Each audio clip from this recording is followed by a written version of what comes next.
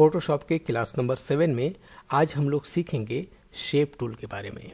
Shape tool का सही use क्या है फोटोशॉप में और उसको अच्छे तरीके से कैसे यूज़ करना चाहिए। लास्ट क्लास में हम लोगों ने पेन टूल के बारे में डिटेल से जाना था कि पेन टूल का क्या क्या यूज़ है और कैसे किसी ऑब्जेक्ट की ट्रेसिंग करते हैं पेन टूल की मदद से। आज हम लोग जानेंगे कि शेप टूल को यूज़ कैसे करना चाहिए। टूल बार में जब आप आएंगे यहाँ पर तो यहाँ पर एक टूल है, इसके अंदर जब आप क्लिक करके रखेंगे तो बहुत सारे टूल्स इसके अंदर दिखाई देंगे। ये देखिए, सबसे पहले है रेक्टेंगल टूल, फिर है राउंडेड रेक्टेंगल टूल, उसके बाद ellipse tool, polygon tool, line tool and custom shape tool. हम लोग एक एक टूल अलग अलग क्लास में देखेंगे क्योंकि सबका यूज़ बहुत ज़्यादा इम्पोर्टेंट है। फोटोशॉप में अगर किसी टूल का सबसे ज़्यादा यूज़ किया जाता है तो वो है पेन टूल और उसके बाद ये सभी शेप टूल। यानी पेन टूल से जितने तरह के आप शेप बनाते हैं उन सभी में से बहुत सारे शेप यहाँ पर बने बनाए मिलते हैं जिसमें से आप किसी को भी बना सकते हैं। तो सबसे पहले हम लोग सिलेक्ट करते हैं रेक्टेंगल टूल। जब हमने रेक्टेंगल टूल सिलेक्ट किया तो ऊपर में इसकी प्रॉपर्टी को जानना ज़रूरी है। जैसा कि पहले भी हमने क्लासेस में हर क्लास में ये कहा है कि जब भी किसी टूल को आप यहाँ से सिलेक्ट करते हैं तो ऊपर में इसकी प्रॉपर्टी ओपन होती है। जैसे अगर मैं पेन टूल सेलेक्ट करूं तो पेन टूल से रिलेटेड प्रॉपर्टी ओपन हो जाएगी। अगर मैं मूव टूल सेलेक्ट करूं तो मूव टूल से रिलेटेड प्रॉपर्टी ओपन होगी। उसी तरह से अगर हमने यहाँ पे रेक्टेंगल टूल सेलेक्ट किया यानी कि शेप टूल सेलेक्ट किया तो इससे रिलेटेड प्रॉपर्टी यहाँ पर ओपन हो गई। अब सबसे पहले हमारे पास जो प्रॉपर्टी है वो है यहाँ पर शेप, और जब आप इस पर क्लिक करेंगे तो इसके अंदर 3 तरह के ऑप्शंस होंगे। फर्स्ट में शेप है, सेकंड में पाथ है एंड थर्ड में पिक्सल्स है। जब हम लोग पेन टूल सेलेक्ट करते थे तो सिर्फ शेप और पाथ एक्टिव हुआ करता था और ये पिक्सल्स एक्टिव नहीं होता था। तो यहाँ पर ये भी कॉन्सेप्ट क्लियर हो गया कि जब हम लोग कोई भी शेप टूल यहाँ से सेलेक्ट करेंगे तो ये पिक्सल भी एक्टिव हो जाएगा। तो सबसे पहले हम लोग शेप को जानते हैं, उसके बाद पाथ और पिक्सल्स को जानेंगे। यहाँ से शेप को एक्टिव रखते हैं और उसके बाद 2 ऑप्शन यहाँ पर है, फिल कलर का और स्ट्रोक का। फिल कलर का मतलब होता है कि जब भी आप कोई शेप ऐसे बनाएंगे, जैसे हमने एक शेप बनाया तो इस बाउंड्री लाइन के अंदर जो कलर फिल हुआ उसको हम लोग बोलेंगे शेप, और इस बाउंड्री को अगर हम लोग किसी दूसरे कलर में फिल करते हैं उसको कहेंगे स्ट्रोक। यानी अगर मैं इसको क्लिक करके इसमें से कोई दूसरा कलर फिल करता हूँ, सपोज हमने यहाँ से ये रेड कलर लिया और इसके स्ट्रोक के पॉइंट को हमने यहाँ से क्लिक करके बढ़ा दिया, तो आप देखेंगे कि हमारे पास पहले फिल कलर था, अब एक बाउंड्री लाइन भी है। इस बाउंड्री लाइन को हम लोग बोलेंगे स्ट्रोक। अब इस स्ट्रोक को हम लोग बढ़ा भी सकते हैं और घटा भी सकते हैं। उसको बड़ा या छोटा करने का तरीका है कि आप इसको जितना फिक्स करना चाहते हैं उतना कर दें। अगर मैं 10 पॉइंट करना चाहता हूं तो 10 पॉइंट फिल करके एंटर प्रेस करूंगा तो ये 10 पॉइंट पर आ जाएगा। या इस छोटे वाले ड्रॉप डाउन पे क्लिक करेंगे और इस स्लाइडर को पकड़कर राइट लेकर जाएंगे तो बड़ा होगा, लेफ्ट लेकर आएंगे तो छोटा होगा। तो इस तरह से हम लोगों ने देखा कि फिल कलर जो बाउंड्री लाइन के अंदर का कलर है उसे कहेंगे, और जो बाउंड्री लाइन पे कलर दिख रहा है उसे हम लोग कहेंगे स्ट्रोक। तो फिल और स्ट्रोक यहाँ पर क्लियर हो गया। अब उसके बाद यहाँ पर है ये स्ट्रोक का ही एक और प्रॉपर्टी है। ये जब आप इस पर क्लिक करेंगे तो पहले लाइन है और उसके बाद डैश लाइन है और उसके बाद डॉटेड लाइन है। 3 तरह की लाइन है यहाँ पर जो फोटोशॉप आपको करने के लिए कहता है। जैसे हमने अभी जो लाइन बनाई है वो लाइन है हमारे कंप्लीट शेप वाली लाइन है। अगर मैं इस डैश लाइन पे क्लिक कर दूं तो हमारी ये लाइन डैश में कन्वर्ट हो जाएगी। आप देखिए डैश में कन्वर्ट हो गई। अगर मैं इस पर क्लिक कर दूं तो ये डॉटेड में कन्वर्ट हो जाएगी इस तरह से। तो हम लोगों ने देख लिया कि इन तीनों लाइन को कैसे यूज़ करना चाहिए। तो मैं किसी पर भी रहूँगा उसको हम लोग यूज़ कर सकते हैं। अब आप कहेंगे कि इसके नीचे बहुत सारी प्रॉपर्टी है, इसको कैसे यूज़ करना चाहिए। इसको यूज़ करने के लिए सबसे पहले मैं स्ट्रोक के साइज़ को थोड़ा सा बड़ा कर देता हूँ। अब हमने इसके साइज़ को बड़ा कर दिया। अब इस स्ट्रोक को अगर मुझे कन्वर्ट करना है किसी दूसरी चीज़ में, फॉर एग्जाम्पल हमने डैश लाइन में कन्वर्ट कर दिया, ठीक है। सबसे पहले मैं इसको साइड करता हूँ, थोड़ा सा फिर समझ में आएगा अच्छे तरीके से। यहाँ पर रखते हैं और उसके बाद इस प्रॉपर्टी को ओपन करते हैं। अब देखिए हमारे पास है यहाँ पर मोर ऑप्शंस। जब आप इस पर क्लिक करेंगे तो एक अलग डायलॉग बॉक्स ओपन होगा जिसको हम लोग कहते हैं स्ट्रोक। यहाँ पर कई चीज़ें हैं समझने की।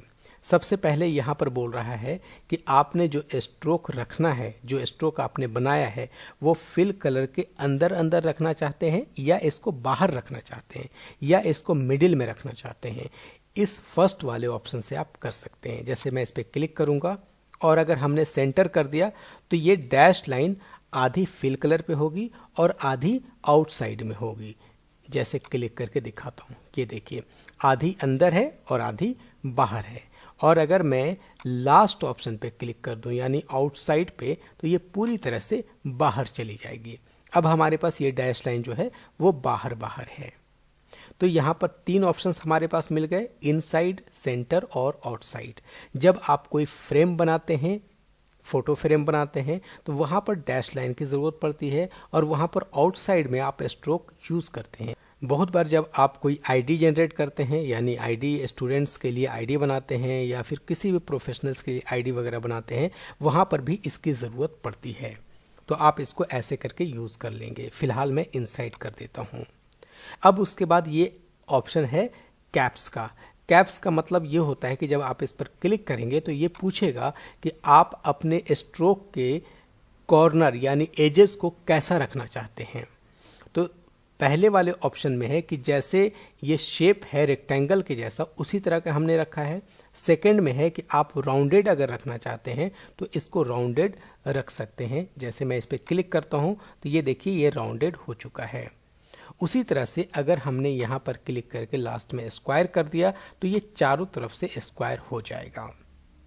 तो ये हमें समझ में आ गया कि कैसे इसे यूज़ करते हैं। अब ये है एक ऑप्शन कॉर्नर्स का। इस पर जब आप क्लिक करेंगे तो इसमें भी 3 तरह का ऑप्शन मिलेगा, मीटर, राउंड और बेवल का।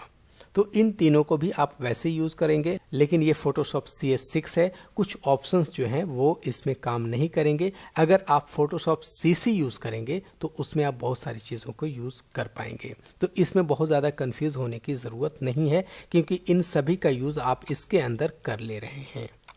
अब हम लोग बात करेंगे डैश और गैप की। ये डैश का मतलब होता है कि आपने जो डैश यूज़ किया है वो जितने पिक्सल्स का है, और गैप जितने पिक्सल्स रखना है आपको, वो कंटिन्यू रखना चाहते हैं या नहीं रखना चाहते हैं। फॉर एग्जांपल यहाँ पर मैं कर देता हूँ 3 और यहाँ पर फिर कर देता हूँ मैं 5। तो देखिए इसके डैश लाइन में बहुत सारे चेंजेस होंगे। अगर मैं इसको कर देता हूँ 2 तो देखिए इस तरह के चेंजेस होंगे। अगर मैं फिर इसको कर देता हूँ 2 और इसको कर देता हूँ 5 तो देखिए इस तरह के चेंजेस होंगे। तो बहुत बार अगर पैटर्न बनाने की ज़रूरत होगी तो आप सभी में अलग अलग तरह से फिल कर देंगे तो वो स्ट्रोक या डैश लाइन पैटर्न में कन्वर्ट हो जाएगा।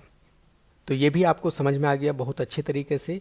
अब एक और ऑप्शन यहाँ पर है सेव करने का, यानी जो सेटिंग आपने इसमें कर लिया अगर उसको सेट करना चाहते हैं तो आप सेव पर क्लिक करेंगे, वो सेव हो जाएगा।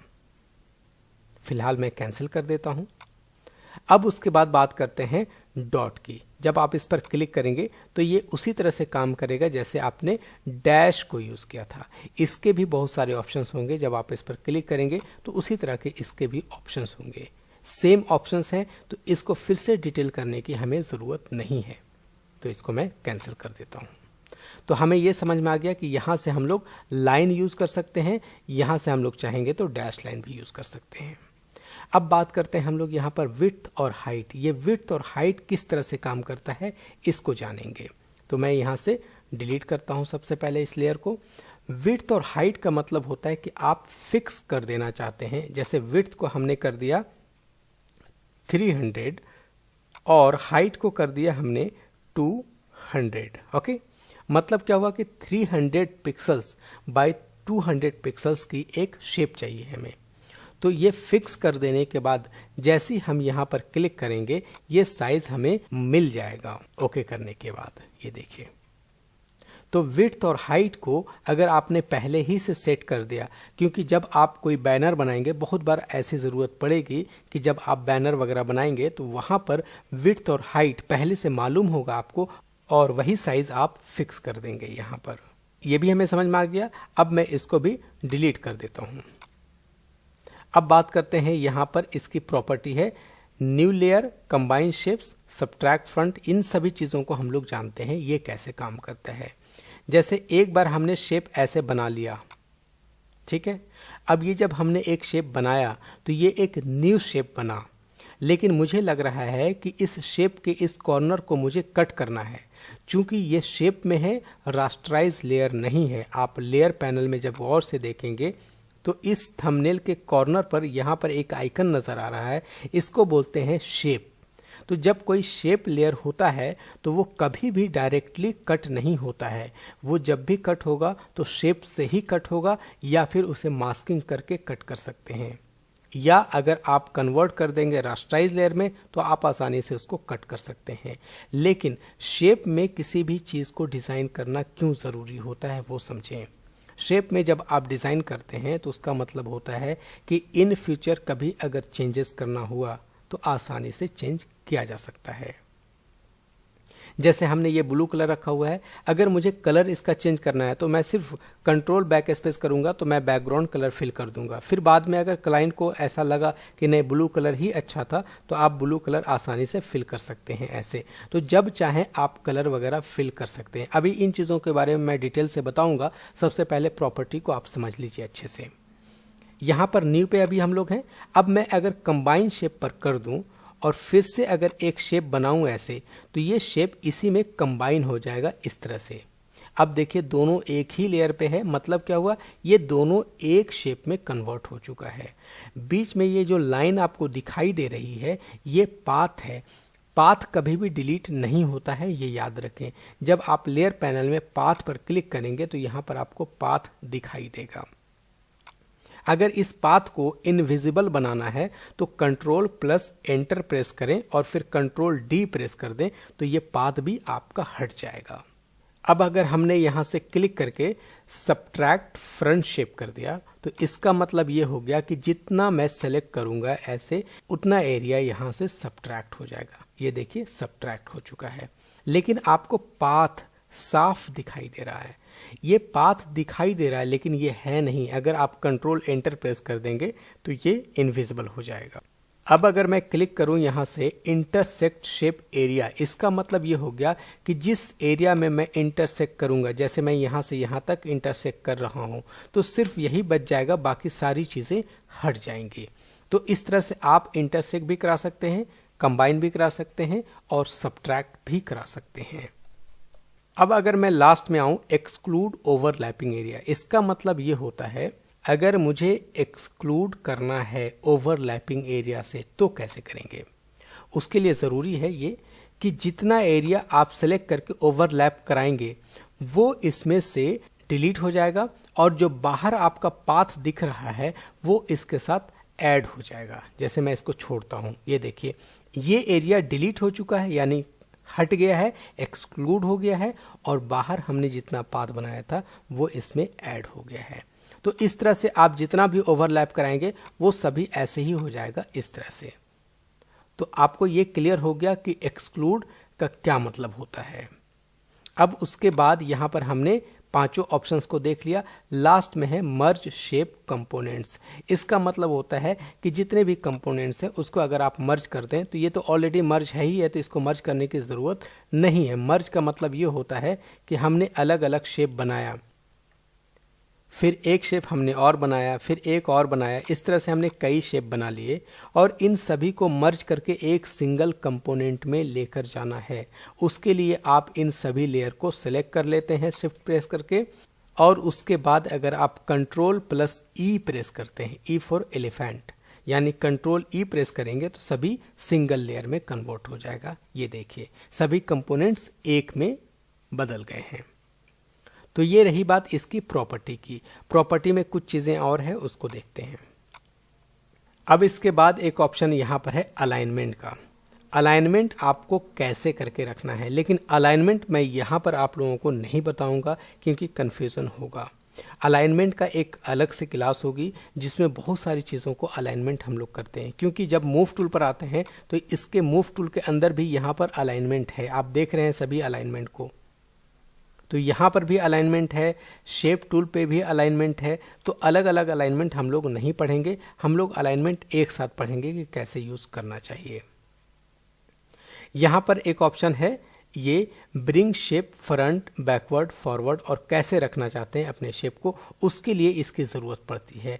तो इसमें बहुत ज़्यादा अभी हम लोगों को नहीं उलझना है, क्योंकि शेप टूल के बारे में बहुत सारी चीज़ें भी बाकी हैं। इसके अंदर जो हमने बताया राउंडेड रेक्टेंगल टूल है, एलिप्स टूल है, पॉलीगॉन है, इन सभी के बारे में हम लोगों को एक एक करके अच्छे से जानना होगा।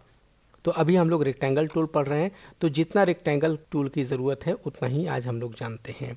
यहाँ पर सेटिंग्स है, इस पर जब आप क्लिक करते हैं तो इसके अंदर कुछ ऑप्शंस होते हैं जिसको जान लेना ज़रूरी है।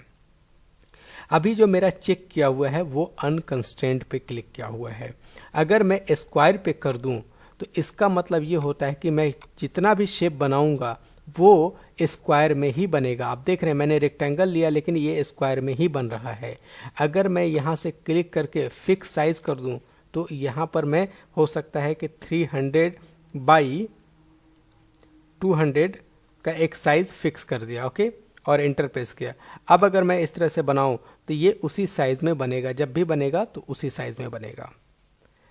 तो यहाँ पर हमने इंच में कर दिया था, अगर मैं इसको पिक्सल में कर दूं तो ये साइज छोटी हो जाएगी। तो यहाँ पर हम लोग कर देते हैं px और इसको भी मैं कर देता हूँ px। तो ये सेटिंग कर लेने के बाद जैसे आप क्लिक करेंगे ये साइज आपको इस तरह से मिल जाएगा। तो ये समझ में आ गया कि हम लोग यहाँ पर फिक्स साइज भी कर सकते हैं। अब उसके बाद एक ऑप्शन है यहाँ पर प्रोपोर्शनल का। प्रोपोर्शनल को कैसे यूज़ करते हैं वो देखिए। इसमें हमने प्रोपोर्शनल को सिलेक्ट किया और यहाँ पर हमने कर दिया, जैसे इंडियन फ्लैग का प्रोपोर्शन क्या है 3:2 का है, यानी कि 3 विड्थ हो और हाइट उसकी 2 होनी चाहिए। अगर मैं 3:3 यानी कि मैं कर दूं 900 और इसको मैं कर दूं 600, ये 3:2 का रेशियो है और इसको एंटर प्रेस कर देते हैं। अब जब भी आप क्लिक करके ऐसे बनाएंगे तो ये साइज़ छोटी होगी तब भी उसी रेशियो में, अगर ये साइज़ बड़ी होगी तब भी उसी रेशियो में। जितनी भी बड़ी कर दीजिएगा रेशियो वही रहेगा। देख रहे हैं, जितना भी छोटा या बड़ा करूं उसी रेशियो में ये बड़ा या छोटा हो रहा है। तो इसकी भी बहुत ज़रूरत पड़ती है डिज़ाइन में। बहुत बार क्लाइंट आपको बोल देगा कि मुझे इसी रेशियो में बैनर चाहिए या इसी रेशियो में डिज़ाइन चाहिए, तो आपको रेशियो मालूम होना चाहिए। अब इसके अंदर एक लास्ट सेटिंग है, वो है फ्रॉम सेंटर। फ्रॉम सेंटर का मतलब क्या होता है कि जब भी आप किसी चीज़ को डिज़ाइन करेंगे, इसको मैं फिलहाल अभी बंद कर देता हूँ, अनकंस्ट्रेंट पे कर देता हूँ और फ्रॉम सेंटर रखते हैं। अब अगर मैं क्लिक करूं तो देखिए जहां से शुरू में कर रहा हूं तो दोनों तरफ से ये बड़ा या छोटा हो रहा है। आप देख रहे होंगे गौर से। यहां पर मैंने क्लिक किया, मैं राइट साइड ड्रैग करके खींच रहा हूं, लेकिन देखिए इसके अपोजिट यानी इसके इनवर्स में भी ये बड़ा हो रहा है। मतलब क्या हुआ, जब भी ये बनेगा तो सेंटर से बनेगा, क्योंकि हमने सेटिंग में यहाँ पर सेंटर को चेक कर दिया था। तो इसके जितने भी ऑप्शंस थे उन सभी को हम लोगों ने इस तरीके से देख लिया कि कैसे यूज़ करना चाहिए। एक लास्ट ऑप्शन है अलाइन एज का, इसको अभी नहीं बताऊंगा, दूसरे क्लास में बताऊंगा। कुछ चीज़ें मैं जानबूझ करके छोड़ता हूं, उसमें आप लोग परेशान ना होंगे। यहाँ पर एक लिंक है, इसको हमने छोड़ दिया था। लिंक भी हमें जानना ज़रूरी है कि जब हम लोग विड्थ फिक्स कर देते हैं, सपोज हमने 300 फिक्स कर दिया और यहाँ पर हाइट हमने 200 फिक्स कर दिया, ठीक है, और एंटर प्रेस कर रहे हैं, तो ये साइज़ हमारी बन रही है। लेकिन अगर मैं इसी रेशियो में आगे बढ़ना था तो ये ऐसे बन गया, लेकिन अगर मैं इसको चेक कर देता तो क्या होता है, जब भी ये बड़ा होगा तो उसी रेशियो में ये बड़ा होगा। ये रेशियो फिर फिक्स हो जाएगा, जब भी बड़ा होगा तो उसी रेशियो में बड़ा होगा। यानी विड्थ और हाइट जिस रेशियो में आपने फिक्स कर दिया और अगर इस लिंक को चेक कर दिया, यानी ऐसे क्लिक करके चेक कर दिया, तो फिर उसी रेशियो में ये बड़ा या छोटा होगा। जैसे हमने सेंटर वाला यूज़ किया था, जैसे हमने प्रोपोर्शनल वाला यूज़ किया था। तो इस लिंक का भी मतलब समझ में आ गया।